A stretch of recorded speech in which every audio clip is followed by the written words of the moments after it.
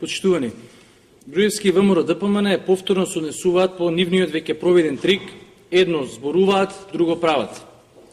Наводно го прифатија нашиот уставен амандман, а всушност со сите сили се обидуваат да ја оспорат неговата правна издржаност и да ја вулгаризираат иницијативата.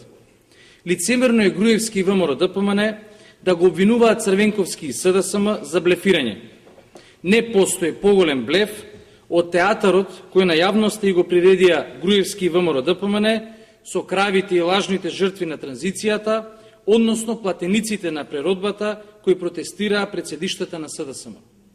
Не може сега Груевски и ВМРО ДПМН да бегаат од вистината за приватизацијата, кога 4 години, како што самите тие велат, криминалната приватизација, ја користат како алиби за сите своји криминални скандали, лажни ветувања, неуспеси и погрешни политики. Зошто Груевски го фати уплав од правната издржаност и очекуваните позитивни ефекти за граѓаните од уставниот амандман на СДСМ? Затоа што тој не сака граѓаните да ја видат вистината за неговата улога во процесот на приватизацијата.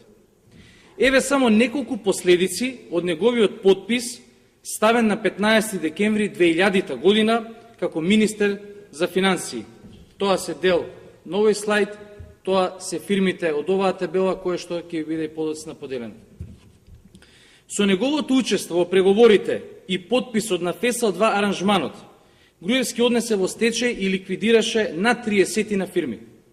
Од повеќето кои што ги има како дел од тој аранжман, денес ќе ви презентираме 5. Првата, Југохром, остварен стечај на 1 јануари 2001 година, ликвидиран на 15 март 2002 година. Епилог, 1884 работници останаа без работа. Кожара Годал, остварен стечај 13 ноември 2000 година, ликвидирана на 20 ноември 2001 година. Епилог, 1886 работници останаа без работа. Астибо, остварен стечај 24 ноември 2001 година, ликвидиран на 11 јули 2002 година. Епилог, на улица останаа 1725 работници. Македонкат Каенини, остварен стечај на 8 декември 2001 година, ликвидирана на 26 декември 2001 година. Епилог, 1023 работници без работа. ФАС 11 октомври, чии што синдикалци Груевски ги испраќаше пред седиштето на СДСМ, остварен стечај 28 септември 2001 година, ликвидиран на 30 јануари 2002 година. Епилог, 1139 работници останаа на улица. Ова се само дел од фирмите, однесени во стечај и ликвидирани со подписот на Груевски. Притоа, и причината за неуспешното работење на овие фирми лежи исклучиво во истакнатите кадри на ВМРО ДПМН, кои го раскрчмија имотот на фирмите. Помеѓу нив, Груевски треба да ги бара профитерите на приватизацијата.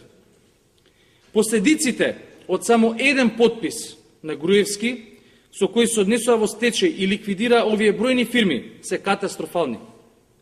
На улица останаа 35.110 работници.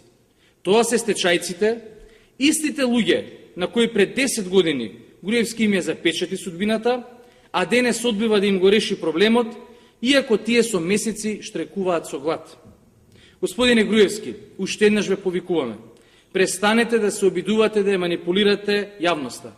Дозволете ни справна процедура пред надлежните институции и органи, таму кај што е местото, да се расчистат сите обвинувања за приватизацијата и транзицијата.